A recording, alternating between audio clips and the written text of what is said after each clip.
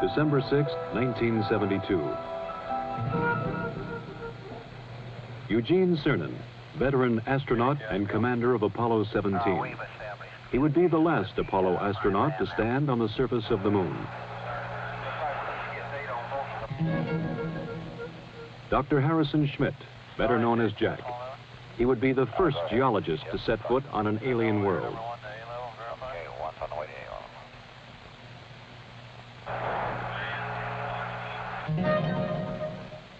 Ronald Evans, command module pilot. He would remain in lunar orbit, operating a battery of experiments that would take this last close look at the moon. In the year 1675, Sir Isaac Newton was asked by his fellow scientist, Robert Hooke, how he had accomplished so much. "If I have seen further," Newton wrote, "it is by standing on the shoulders of giants."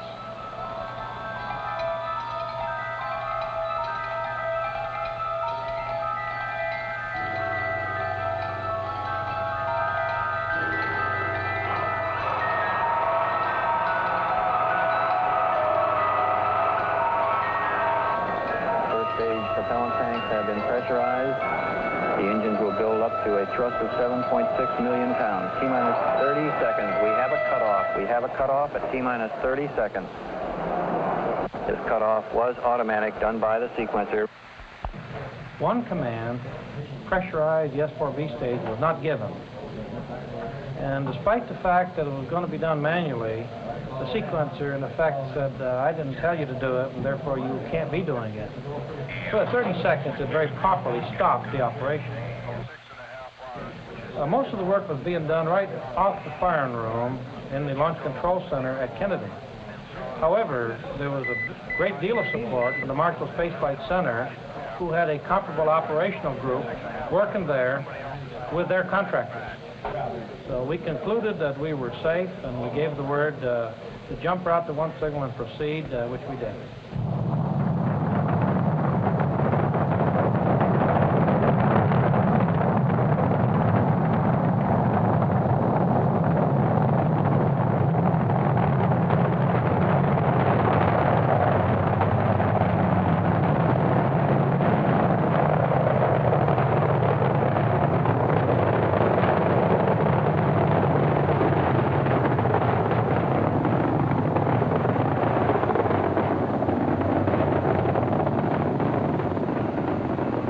Houston, you are go for orbit. Go for orbit. Those are kind words, Robert. We're go for orbit here.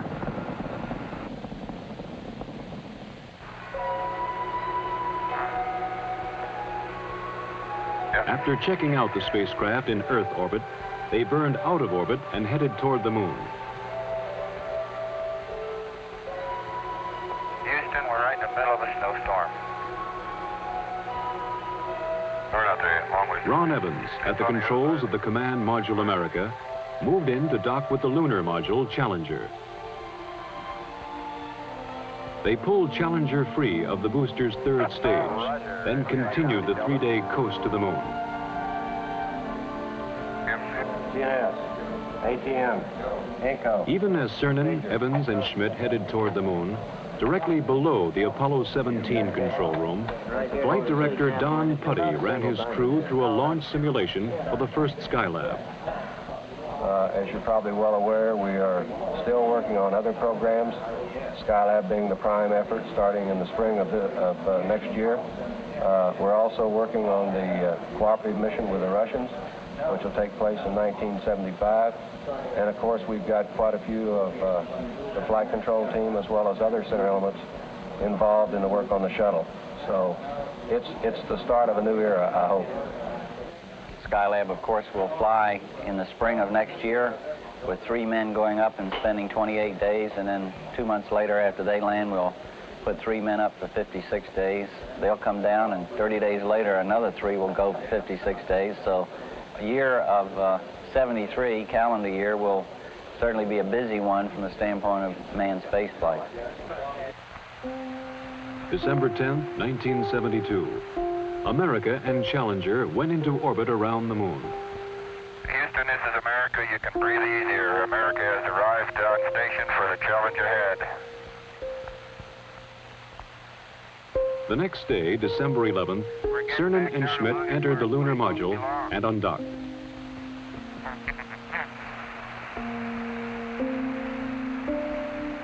You look just as pretty in Earth light as you do in sunlight.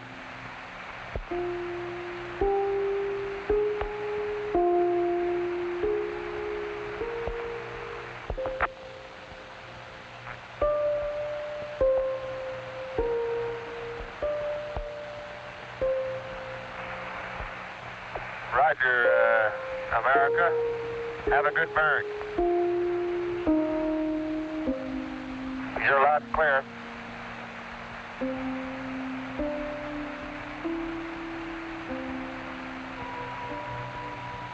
With the command module in the distance, they passed over their landing place, a valley in an area of the moon called Taurus-Littrow. Here they hoped to find the youngest material yet sampled and direct evidence of lunar volcanoes.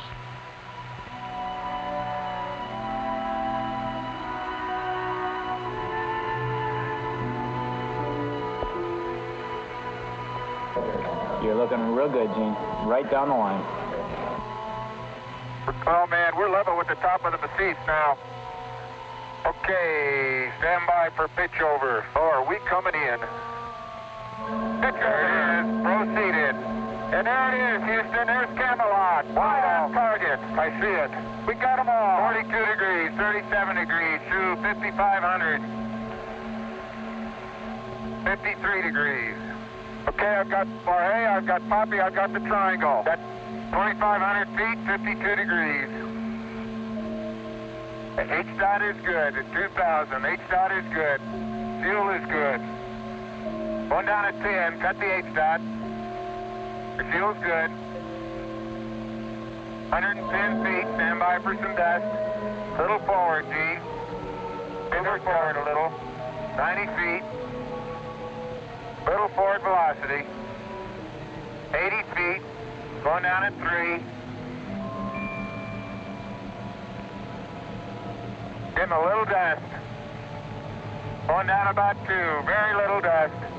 Very little dust. Stand by for touchdown. Stand by. 25 feet. Down at 2. Fuel's good. 20 feet. Going down at 2. 10 feet. 10 feet. Contact. Stop push. Engine stop. Okay, Houston, the Challenger has landed. Roger, Challenger, that's super. Houston, you can tell America that Challenger is at Taurus-Littrow. December 11th. Cernan, then Schmidt, left the lunar module to begin their first EVA. As I step off at the surface at Taurus-Littrow, we'd like to dedicate the first steps of Apollo-17 to all those who made it possible. Their first job was to unload equipment, including their rover, the electric car in which they would drive to the exploration sites. That's beautiful. This has got to be one of the most proud moments of my life, I guarantee you. We thank you very much. As Cernan drove the equipment-laden rover, Schmidt carried the scientific experiments package called ALSEP.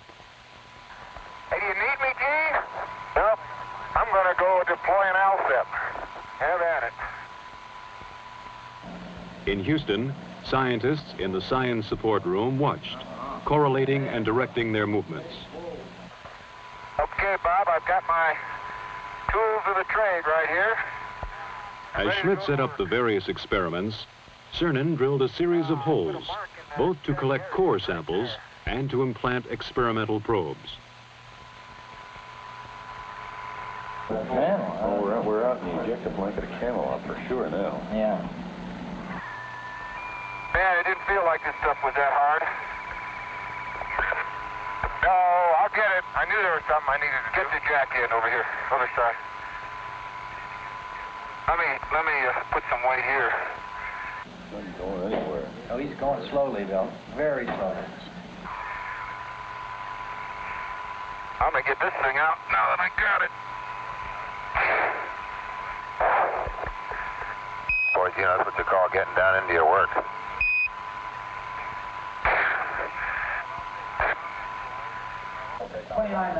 Yeah, it's 29.5 minutes from now, but remember, they left this side a little bit late. There he is. Okay. Jim, you better make it clear to Parker that we got to pull out. On the moon and on the Earth, they were fighting time now. There are just so many hours of oxygen and water in the backpacks. So many hours of life in the vacuum of the moon. We're up in this area. There you go. Watch that cable. Cable. Oh! Cable. Watch the cable. Cable number 1. You know, they're all fixed, Lee. They'll break the whole world before they'll break the cable this time. With the ALSEP functioning, they left the site for a shortened sampling traverse. Well, many parts of the ALSEP are functioning very well. The heat flow experiment is working excellently. It's transmitting back temperature data. The cooling down is still cooling down from the drilling process, and in a few hours they should be starting to get true heat flow information. Let's see if I can't crack the corner and get that contact. See if I can't get her. Look at the boulders out there. It was time to head back to the Challenger, activate experiments, and get back inside. Man. I was strolling on the moon one day in a merry, merry month of December. No, May's the month. May, that's right. May is the year of the month.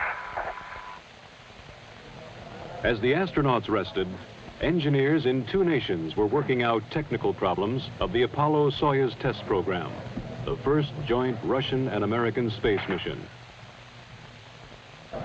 Well, the prime purpose of the Apollo-Soyuz joint mission is to prove out a compatible docking system and demonstrate that we have compatible operational procedures that will let 2 different countries dock in space. I think more than that, it has certainly a symbolic meaning of these 2 large powers learning to work together in space, which I believe are the new seas of mankind, the new frontiers, and work out solutions to problems wherein, although we're very competitive, we can still be cooperative and assist each other. And I think that this Apollo-Soyuz program stands for just that. Oh, what a nice day. Oh, funny, there's not a cloud in the sky, except in the Earth. Think that'll stop the dust, that way? They would have one task before they got to work exploring. The previous day, they had broken a rear fender of the rover. The dust thrown up was causing trouble.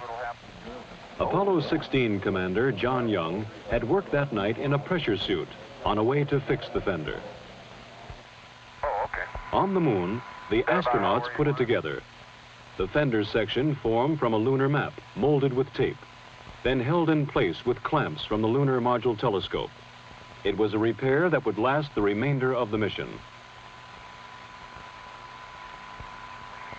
Then Schmidt moved out to place one of several explosive packages which would be detonated after they left the moon, mapping the lunar subsurface, much as earthly geologists explore for oil. Cernan would pick him up in the rover for the drive to the first site on this traverse, Station 2. They're somewhere along this rim where they can see. But they're dropping, Bill, so they must be coming across that here. We're right where we wanted to be for Station 2, and it looks like a great place. Big blocks, it looks like quite a bit of variety from here. Different colors, anyway. Pretty hard, isn't it? That boulder's gonna roll. Man, that is hard. Just don't stub your toe.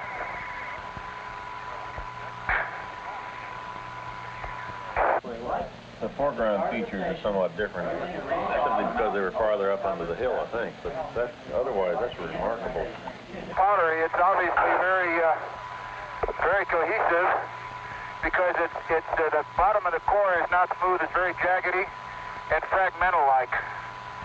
Gene's finished with the core tube, then we should be able to go. If we get that Get all of that.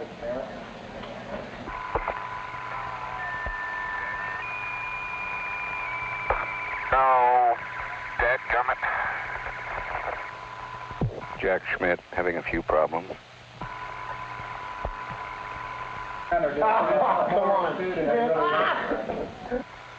They would sample several locations on this EVA, but none would cause more excitement than the find of the crater called Shorty. Oh, hey! There is orange soil. Well, don't move it till I see it. It's all over. Orange! Don't move it till I see it. I've stirred it up with my feet. Hey, it is! I can see it from here. It's orange. That's the volcanic mix. Somebody unplugged silver. Fantastic, sports fans. It's trench time. Jack, that is really orange. I think it's the most exciting we have come across since the beginning of the Apollo program. I believe that it's going to be the most rewarding of all the finds on Apollo. Light gray material on either side. Oh, man, that's incredible. Okay, Gene, we're going to have to... That's incredible. You need to get a down sun color. There isn't enough time, Tony, to do it, no matter which way you want to do it. We need more time. We may have to split. We have to split 5 in a little bit. He's getting about 3 centimeters of wax. They got to leave at a certain time regardless of what we got. Willing to give up all the light mantle stuff. They had to leave Shorty Crater and its orange soil and push on. Time, the enemy of the lunar investigator on the moon and on Earth. I can't believe we sampled the whole... I can't believe we sampled the whole thing right on. The precious minutes had run out. Return to the rover, drive back to the Challenger, close out EVA-2. We'd like you to leave immediately. Okay. My golly, this time goes fast. As the last Apollo crew worked on the moon, the engineers on Earth prepared for tomorrow's day in space. I have a model here of the Space Shuttle. As you see, it resembles a double-wing airplane on top of a propulsion system. The system is going to be designed so all of the costly parts are reusable. Now that we're beginning to understand space, we're beginning to understand the potential, the economic potential. The need is to bring larger arrays of instrumentation up in space. The need to provide man with a real capability to work up in space. Okay, Bob, I'm on the pad, and it's about 4:30 a Wednesday afternoon as I step out onto the plains of Taurus-Littrow. Beautiful valley. December 13th. Yesterday, they had explored the south end of the valley. Today, they would go north. Yeah, well, let's ask for an extension. Hey, Jim, this is the last time for you to really go to bat for us, Jim. We know you'll do it for us. Send an extension for that outfit. Yeah. Holy smoly! Why are we on a slope? You okay?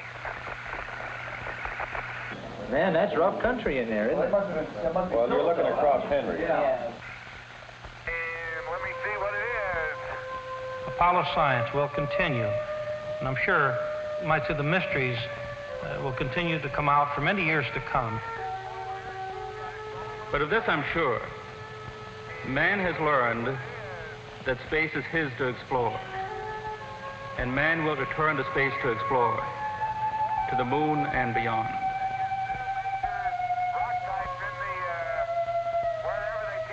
I'm firmly convinced that it's changed the whole basis of philosophy, including religion. I don't think that we've begun to see what the era of spaceflight really is. We've got a long way to go, and I hope I'm living when we leave this solar system on a venture to find another planet Earth.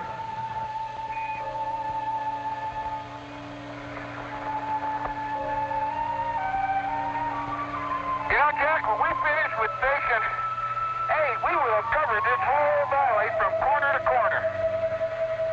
That was the idea. Once more it was time. Gene Cernan and Jack Schmitt returned to the rover to drive back to Challenger. But before they left the surface of the moon, there would be a brief ceremony. It's a rock composed of many fragments of many sizes and many shapes. When we return this rock, or some of the others like it, to Houston, we'd like to share a piece of this rock with so many of the countries throughout the world. We hope that this will be a symbol of what our feelings are, what the feelings of the Apollo program are, and a symbol of mankind that we can live in peace and harmony in the future. And a final word from the last man on the moon. I'd like to just let what I believe history will record, that America's challenge of today has forged man's destiny of tomorrow.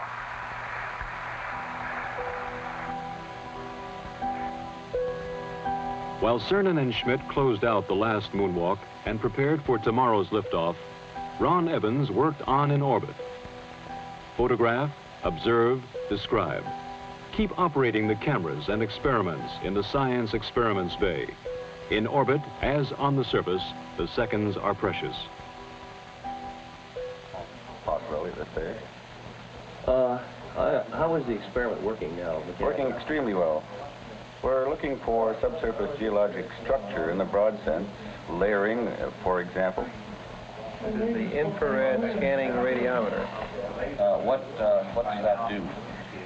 The radiometer measures the temperature of the moon and makes an accurate map of the temperature beneath the spacecraft. It is working with tremendous success.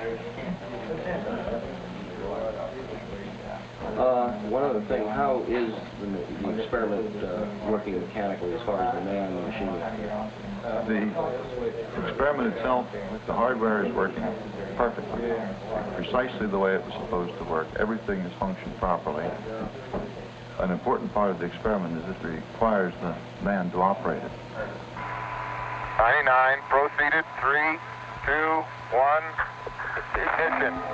Right away, Houston. Vector good. Ag thought. Pitch over. That's here you have good thrust.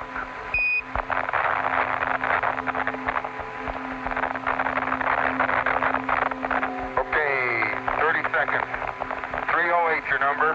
Tank coming through 1,500 feet, and H-dot looks good.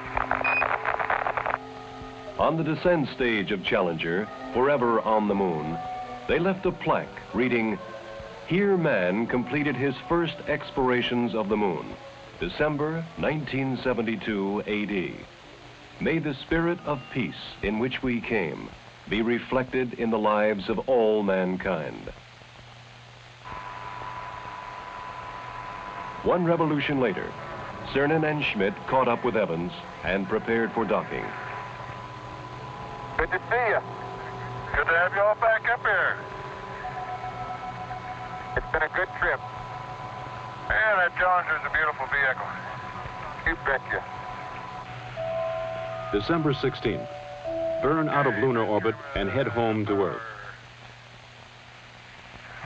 Houston, America has found some fair winds and following seas, and we're on our way home. Hey, this is great. Talk about being a spaceman. This is it. December 17th, 170,000 miles from Earth. Ron Evans left the command module. Hello, Mom. We see you, Ron. Looking great. Okay. Hey, John, how you doing? Hi, Jamie. Evans was retrieving film canisters from the two cameras and the lunar sounding radar. Data vital to the scientists on Earth. And the lessons in. Before he got back inside, Evans took a last look at the crescent Earth. In 2 more days, they would be home. December 19th. They rode inside a 5,000-degree fireball through the atmosphere of Earth. Stowed in the spacecraft, almost 250 pounds of the moon.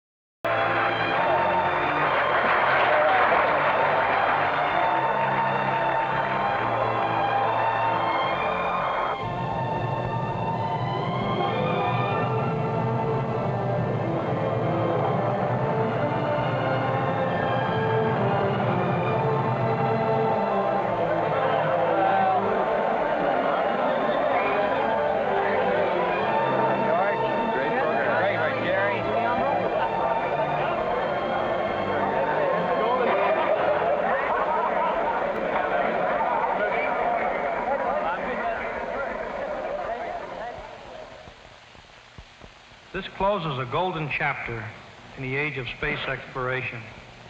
In a way, it brings a close to what has been a very romantic era in space exploration. But, I want to make this very strong, the book is still being written.